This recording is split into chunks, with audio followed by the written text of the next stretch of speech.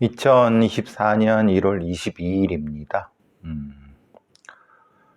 오늘 날씨가 춥죠. 내일 더 추울 것 같다고 하는데 여기 일산인데 바람이 좀 불고 추워요. 아침에 이 수도가 얼었을까 했는데 얼지는 않았는데 그래도 내일은 조금 더 내려간다니까 미끄러운 길 동파 조심하시기 바랍니다. 어젯밤부터 갑자기 한동훈, 윤석열, 대통령실과 여당 비대위원장 갈등 이런 얘기가 나오고 있네요. 갑자기 또 검찰 대검 차장 인사, 검찰국장 인사가 되면서 지금 아침부터 계속 떠들어대는 거는 이거에 대한 해석.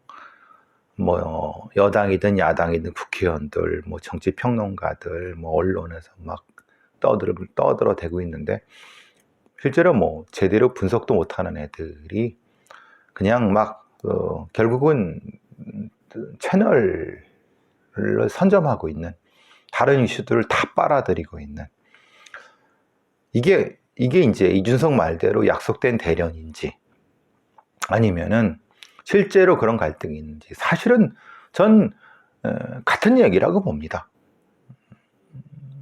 이 시점을요, 제가 계속 말씀드렸습니다. 윤석열 정권 시작부터 시작해갖고, 윤석열 정권이 형성되기 이전에 말하자면 문재인이 바보짓하고 조국이나 내부에 있던 바보 찌끄럽기들이, 문재인 정권의 찌끄럽기들이 윤석열을 이제 스타로 만들어가고 대통령을 만들게 되는 그 과정에 누가 진짜 이 소위 말하는 책사이고 머리를 짜냈는가를 잘 살펴보면은 한동훈이 책사가 아니에요. 한동훈이 주가 아니에요. 한동훈은 말이란 말이에요. 말. 한동훈의 뒤에 있는, 제가 말씀드렸잖아요. 있다.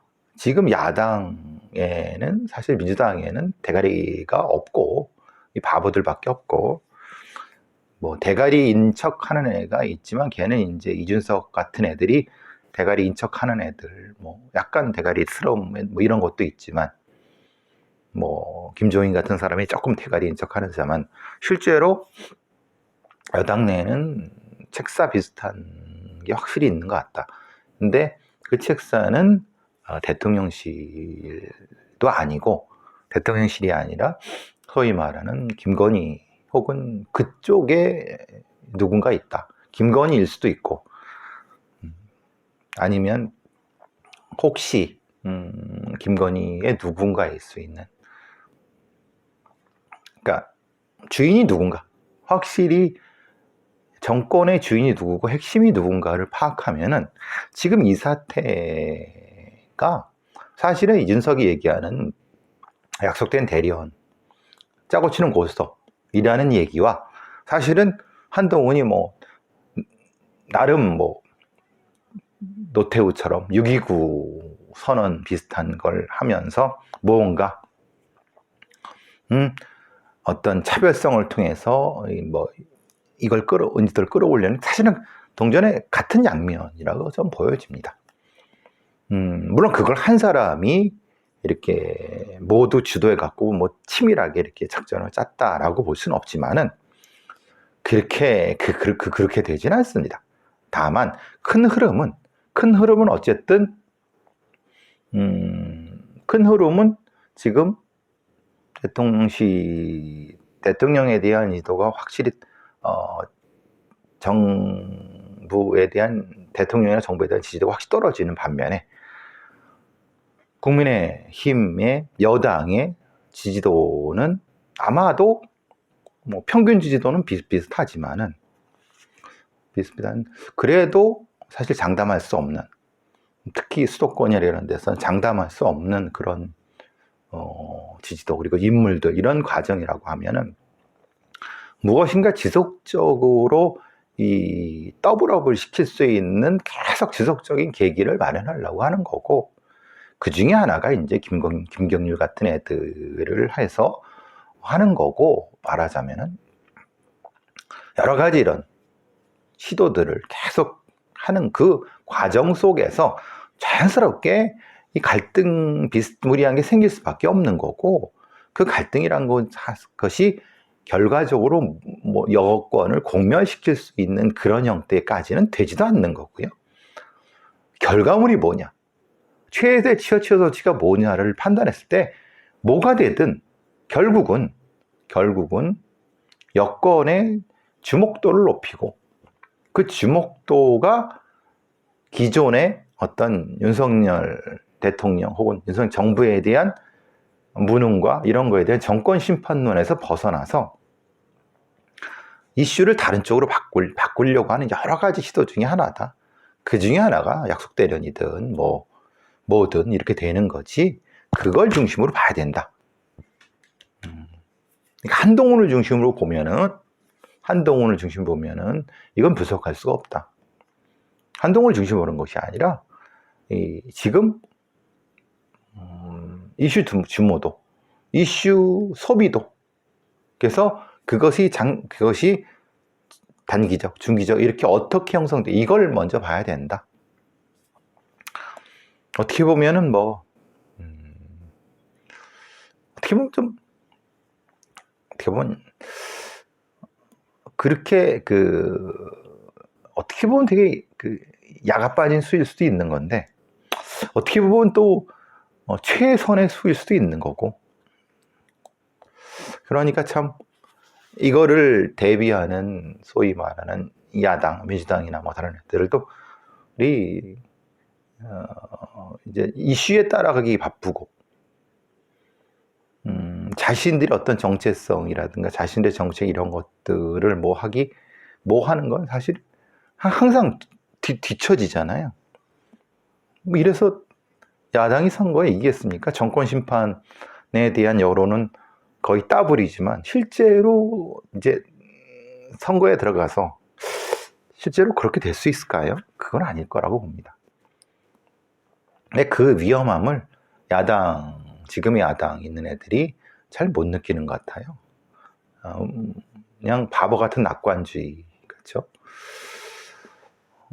제가 걱정하는 건 여당이 되든 야당이 되든 결국은 이런 형태의 지금 상황에 대한 치열한 어떤 논쟁과 토론을 통해서 제대로 된 국회의원이 당선되지 않으면은 결국은 정권도 바보, 그럼 국회도 바보, 나라가 어디로 가겠습니까? 하여튼 그런 걱정이 듭니다. 그래서 저는 어디도 지지하지 않는다. 여도 야도, 그리고 무슨 새로운 신당 제3도 절대 지지하지 않는다. 정의당도 지지하지 않는다. 하여튼 좀 답답한 상황이죠. 전청조 얘기가 지금 나오고 있어요. 요게 아주 맹랑하다고 해야 되나? 아니면 사실 간땡이가 보였다고 해야 될 수도 있고, 어떻게 보면 사실은 우리 사회가 낳은 사기꾼의 어떻게 보면 대표적인 전형입니다. 이런 전청조 같은 애가 사실 어떻게 이런 애가 알 수가 있을까라고 생각하지만은, 사기꾼들이 특히 이런 태생적인 사기꾼, 말하자면 아버지부터, 그러니까 이런 사기를 몸에 체득한 애들에 나타나는 이런 겁니다. 3차 공판에서 이런 얘기를 했어요. 이 3차 공판이라고 하는 건 이런 거죠. 같이 경호실장이라는 이씨, 자신의 경호실장으로 일했던, 그래서 같이 사기를 쳤던, 이게 이제 공범이냐 아니냐 이런 논란이 되면서 전청조가 이제 일종의 증인으로 출석했던 겁니다. 근데 전청조가 이런 얘기를 했나 봐요. 자기가 이제 이씨, 정호실장 이씨, 너도 나랑 같이 했잖아. 그러니까 나는 사실 다 인정하고 떳떳하게 이제 죄값 받고 할 거다. 너도 떳떳하게 최대한 처벌받고 이렇게 해라라고 하니까, 그 얘기를 들은 판사가 기가 막힌 거죠. 뭐냐? 그러니까 그러니까 이 전청조 이 도라이 인연의 생각은 이거잖아요. 자, 나는, 내가 사기 쳐갖고, 돈은 뭐, 어디인지 몰라. 대신, 나는 뭐, 사기해서 재판해서, 뭐, 징역 몇 년 안 몸으로 떼우고, 그냥, 몸 떼었으면 다 끝난 거지, 뭐. 이런 생각이에요. 자기가 피해를 줬던 몇 천만 원, 몇 억씩 피해 줬던 사람들은 그냥 재수가 없는 거고. 뭐 어차피 그 돈은 나한테 없고 남현이한테 있는데 뭐 다 있는데 뭐 내가 뭐 이런 거죠.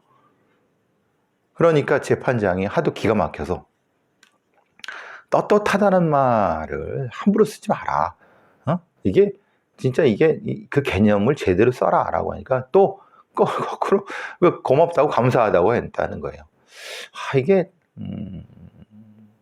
그러니까 어떤 제대로 된 어떤 이 사회의 구성원으로서의 기본적인 도덕이나 양심 같은 거 이런 것들은 생각해 볼 수도 없는 애예요. 그냥 자기 생각만이요.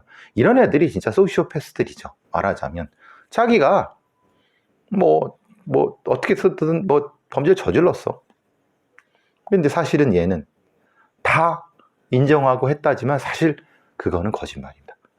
얘가 인정하는 거는 검찰이나 경찰에 의해서 밝혀진 어떤 것이고 또한 이 밝혀지고 문제 제기된 어떤 것이지 그렇지 않은 거에 대해서는 입 한 방울 뻥긋하지 않아요.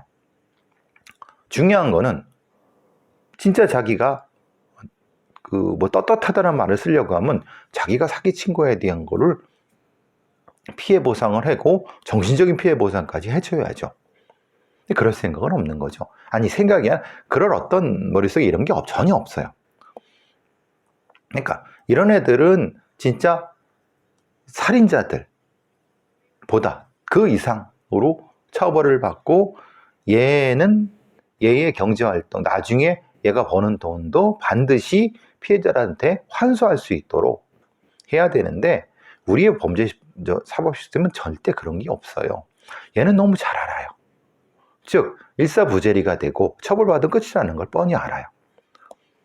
끝까지 추적해서 피해 금액을 환수하는 그런 부분이 없고 또한 실제로 자기가 저지른 어떤 범죄에 대한 걸 끝까지 추적해서 할 수 있는 시스템도 안 된다는 걸 뻔히 알기 때문에 그러니까 실제로 사기범죄 대응원이라든가 사기범들의 신상공개 이것을 판사들, 검사들, 소위 사법기득권자라는 것들이 지금 다 반대하고 있단 말이에요. 왜 반대하겠습니까? 실제로 이런 사기꾼들한테 이 가장 돈이 되는 수임처가 아니겠습니까? 왜? 법만 조금만 비틀고 이렇게 하면은 사기꾼들 변호하는 게 제일 쉽습니다. 어떻게 보면은. 왜냐? 피해자들이 법을 몰라서 사실은 지켜주지 않아갖고 돈 많은 애들이 돈을 많이 사기친 애들이 그 돈으로 비싼 로펌, 비싼 변호사 사갖고 자기를 방어할 수 있게끔 해주는 지금의 사법 시스템이 개판이라는 거예요. 거기에 일조하는 게 소위 말하는 판사나 검사 같은 아니면 로펌 같은 사법 기득권자들이 그 사기범죄의 공범들이라는 거죠. 이 전청조 같은 애들을 보면은 금방 알 수 있는 겁니다. 기가 막힐 겁니다. 어떻게 이런 얘기를 하겠지만 실제로 최소한 사기 전과 3, 4범 이상의 애들은 대부분 이런 생각을 합니다. 무슨 생각이냐? 어차피 니네들이 몰라갖고 니네들이 당한 거지 왜 범죄를 저지른 이런 걸 한 사람 탓을 했느냐? 이런 생각도 많이 하고요. 그래서 특히 이런 다중사기라든가 전문 사기꾼들은 반드시 끝까지 처벌해서 피해자 범인 신상도 공개하고 끝까지 범죄 수도 환수할 수 있는 시스템이 돼야 됩니다. 그거를 반대하고 있는 사법기득권자라고 하는 한 줌도 안 되는 말 같지도 않은 그런 자들, 그 법꾸라지 법률들은 그거는 사실은 반드시 이 사회를 바꿔나가야 되는데, 오늘 사실 아침에 9시 좀 지나서 YTN하고 연합뉴스 TV에 한동훈의 그게 되게 주목도가 높잖아요. 갈등, 대통령실 갈등을 무슨 언급이 있을 거다라고 모두 발언을 생중계를 했었어요. 근데 이 인간이 알잖아, 이게 생중되는지를. 그러니까 정반대로 소위 86 운동권의 기득권 뭐 이런 얘기하고 뭐 얘기하죠. 뭐 사실 저도 문제 제기를 가지고 있습니다. 어떤 문제 제기? 소위 그 20대, 30대, 20대 때 돌 몇 번 던지고 사실 뭐 소위 북한을 추정해 갖고 종북 뭐 그러면서 학생 운동했다고 사회 운동했다고 해서 그걸로 오랫동안 국회의원이고 또 권력이고 좋은 자리를 유지하는 애들 한 줌도 안 된다. 전적으로 동의합니다. 사실 민주당의 국회의원 놈들 중에 뭐 한 7, 80명 그 이상 그런 애들 많죠. 저도 그런 애들 경멸하고 증오합니다. 왜 증오하느냐? 그런 놈들이 실제로 민주화 시위로 다치고 사실 그걸로 졸업 못 해갖고 좋은 직장 못 가서 평생도록 가난하게 살고 또는 서울에 집 한 채도 못 얻고 그리고 또 어디 가서 좋은 것도 못 하고 나름 그리고 다친 사람들, 정신적인 어떤 트라우마 있는 사람들 엄청나게 많습니다. 그들을 위해서 민주당의 소위 아니면 뭐 운동권, 586 이 쓰레기 같은 것들이 무슨 일을 했느냐? 지들 소위 조국이나 뭐 이런 애들 그 애들처럼 지 새끼들 자기 재생산하는 데만 주로 집중을 했지 같이 운동했던 말하자면 소위 말하는 어떤 그 이름 없이 시위 나와서 학생회에서 어떤 이런 데에서 자기 그 시간과 정성과 돈을 바쳐갖고 했던 그런데도 아무런 대가도 바라지 않았던 그 수많은 사람들에 대해서 미안함과 부끄러움을 가지고 있는지 사실 전 그것 때문에 그런 것 때문에 민주당 내 아니면 운동권 내 정의당도 마찬가지고 그런 소위 말하는 운동권 쓰레기들을 저도 경멸하고 아주 싫어합니다. 그런데 그 얘기를 한동훈이 할 건 아니죠. 저 같은 사람이 하면 했지 한동훈이가 하면 안 되죠. 너는 검사 기득권, 소위 말하는 사법 기득권의 정점에 있는 애잖아. 너도 잘 먹고 잘 살고 네 새끼들 뭐 네 마누라 뭐 네 그 저기 처가댁 다 해갖고 우리 사회에 그 강고한 기득권 시스템에 거기 정점에 있으면서 그런 얘기면 안 되지. 그러니까 이게 진짜 똥 묻은 개가 겨 묻은 게 나무는 격이고 또 겨 묻은 개가 똥 묻은 게 나는 그 나무라는 격이라서 참 기가 막히지만 어쨌든 좀 불편합니다. 한동훈이도 지가 할 소리는 아니고 한동훈이가 하는 말도 사실은 부분적으로는 전 맞다고 생각합니다. 민주당 내 그 86 운동권 쓰레기들 제가 그래서 민주당을 지지하지 않는 이유도 그렇고 물론 그들 중에서도 또 주변을 돌보고 또 이런 걸 많이 잘했던 사람도 있습니다. 근데 지금 하는 꼬라지들을 문재인 정권 내내 하는 꼬라지들을 보면은 역겨울 때가 많았습니다. 그게 또 다시 또 이제 국회의원 된다고 또 깝죽거리고 있는 거 볼 때 참 스스로 좀 족함을 앓으면 될 텐데 사실 안타깝습니다. 뭐 그건 그렇고 이런 얘기를 오늘 뭐 이런 얘기를 하네요. 자, 사건 얘기 좀 하죠. 범죄 공포에 따른 편의점 알바생. 사실은 야간에 편의점 관련된 특히 특히 학생들, 여자 학생들, 여성들 편의점 알바생들이 굉장히 위험하죠. 술 취한 놈들 찝쩍거리고 또 강도 있고 막 위험하고. 근데 실제로 이 비상 버튼이 눌러도 시간 내에 안 옵니다. 기껏해야 10분, 10분 정도? 7, 8분에 오지만 범행은 5분 내에 다 끝나거든요. 성범죄도 당하는 경우도 있고. 그러니까 이럴 때 제가 뭐 택시 강도도 마찬가지고 뭐 이런 택시에 폭행당하는 기사들 얘기도 그렇고 술 취한 놈한테 여기 지금 편의점 알바를 공격하는, 그러니까 그러지 말고 그 캐시하는 데 있잖아요. 거기에 그 방탄유리 같은 거 있지 않습니까? 강화유리 같은 거, 이게 좀 플라스틱 강화된 거, 이걸로 차단하게. 택시도 마찬가지고 그렇게 해야죠. 언제까지 이렇게 그 알바생들을 위험에 노출시킬 겁니까?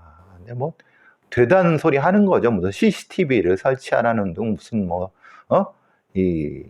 김영식 서원대 경찰행정학 교수라는 이 사람은 무슨 CCTV를 잘 설치해서 눈에 띄게 웃기는 소리입니다. CCTV 한다고 그게 되겠습니까? 술 취한 놈이 와갖고 뻑해서 뺏어가는데, 청소년애들 데려가는데 말 같지도 않은 소리입니다. 결국은 프랜차이즈의 편의점 프랜차이즈에서 가드 올려갖고 그 안에서 야간만이라도 주간에는 할 필요 없고 주간에는 열어놓으면 되죠. 안 그렇습니까? 그런 것이 현실적이죠. 말 같지도 않은 무슨 CCTV 하를 합니까? 마약 검사기를 도입했는데 현장에서는 본인이 동의하지 않으면 쓰지도 못해요. 이런 그냥 허접한 걸 도입하고 과학수사니 지랄이니 하는 겁니다. 진짜 과학수사는 그렇게 하면 안 되죠. 어떤 겁니까? 마약 수사기를 이게 뭐 이렇게 불어보세요 뭐 이런 게 아니고 이렇게 해서 침 뱉어보세요. 이게 아니 나 안 뱉을 건데, 나 오줌 안 할 건데, 그럼 어떻게 할 겁니까? 전혀 소용없는 거예요. 어떻게 해야 됩니까? 광학기 있지 않습니까? 숨 쉬는 거 이렇게 보면은 이게 입김이 나오고, 그렇지 않으면 숨을 안 쉴 수가 없으니까 계셔보세요 하고 분광기로 하는 그런 것들이 있습니다. 기술 별거 아닙니다. 딱 하면 마약 탁 나오는 이런 거 없을 줄 알죠? 금방 개발할 수 있습니다. 즉 말하자면 생각이 없고 의지가 없기 때문에 개발을 안 할 뿐이지 실제로 영장 없이도 마약을 체크할 수 있는, 그리고 그건 법적으로 또 기본적으로 이것이 할 수 있게끔 하는 그런 것이 돼야죠. 그런 생각 하나 몰라요. 경찰 이제 총경 인사 시즌이 끝났는데요. 1월이면 끝납니다. 경찰 인사 브로커 실태 때문에 한국경제신문에 난 거죠. 총경 승진에 탈락한 경정애가 10년 차가 넘었는데 이런 얘기를 한답니다. 나한테 접근했던 브로커한테 1억을 요구했는데 그때 줬으면 줄걸 이렇게. 근데 제가 보기에는 이런 브로커한테 돈 줬다가는 사기 당하는 겁니다. 사기. 끈 없고 백 없고 그런 거 없으면은 그런 브로커들도 사실은 사기꾼들입니다. 근데 그럼 생각해 보세요. 경정이라 된 애가 내가 쟤한테 1억 줬는데 사기당했어요. 그래서 총경 못 따라했어라고 지가 까발릴 겁니까? 자기도 뭐가 날아가는데 끙끙 앓을 겁니다. 하지도 못하고. 그러니까 이런 승진 브로커들이 판을 치죠. 실제로 사기꾼들이죠. 그렇죠? 그게 있다는 게 사실은 사실 존재하죠. 국회 주변에 가면 그런 브로커들, 경찰청 주변 브로커들 득실합니다. 이거를 척결하지 못하고 알면서도 경찰의 진급구조, 그렇죠? 이 진급구조에 대한 이웅혁 건국대 경찰학 교수 이런 소리 한대요. 현행 경찰 인사제도의 맹점을 통해서 승진에만 쏟게 만드는 점, 전문화된 직무에 전념하는 방안, 말 같지도 않은 소리를 하는 겁니다. 이런 소리는 그냥 어디 대학원생도 할 수 있는 소리죠. 그게 아니라 하나의 수사문 수사, 형사문 형사, 교통 교통 거기로 가서 폐쇄적인 아니면 비교적 독립적인 형태의 승진구조, TO, 쿼터 이런 것들, 이런 구체적인 안을 좀 내야지. 말 같지도 않지. 이런 이거 승진에만 쏟게만 만드는 경찰 인사 제도가 문제라고. 그건 누가 모릅니까? 네? 그 지나가는 경찰학과 나온 애들 다 아는데. 데이터 폭력에 대한 처벌 강화 입법, 이게 스토킹 안에 넣어서 해야 될지 어떨지를 지금 모르겠어요. 그러니까 말하자면 일종의 교제 폭력도 일종의 폭력인데 이것을 심각하게 생각하지 않는다. 그럼 처벌이 우선이냐? 아니면은 우리 사회의 어떤 이 애정 관계 내에서 벌어지고 있는 폭력 상황을 제어할 수 있는 방법이 뭘까? 이것이 핵심이죠. 그러니까 데이터 폭력의 처벌 강화 입법도 중요합니다. 근데 그걸 처벌 강화 입법을 한다고 데이터 폭력이 줄어들까요? 오히려 가정 폭력이나 아니면 다른 어떤 형태의 그걸 추이를 보고 그 상황을 봐서 해야 되는 거, 오히려 스토킹 범죄에서 조금 더 어떤 사례를 좀 취합해서 그걸 가지고 하는 게 낫다. 그러니까 범죄를 정확히 어떻게 정의해서 어떻게 처벌해서 어떻게 수사해서 처벌하는 것을 기본적으로 객관적으로 데이터화가 돼 있지 않으니까 맨날 이런 소리만 하는 겁니다.